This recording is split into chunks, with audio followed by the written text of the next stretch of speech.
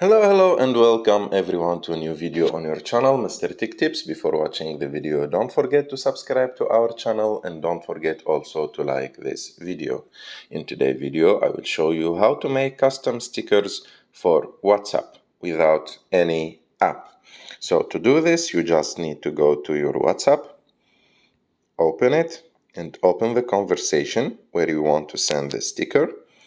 Click on the message, and after that click on the sticker icon on the left of the screen next to message, like this.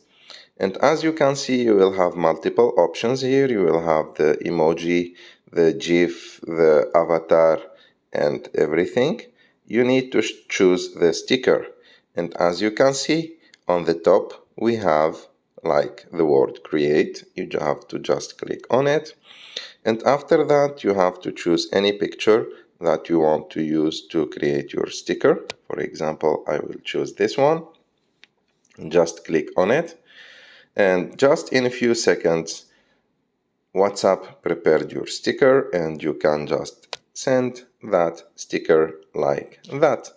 And as you can see now, you have this sticker on your conversation. I hope that you like this video. If you like this video, don't forget to subscribe to our channel, to like this video, and see you in the next one.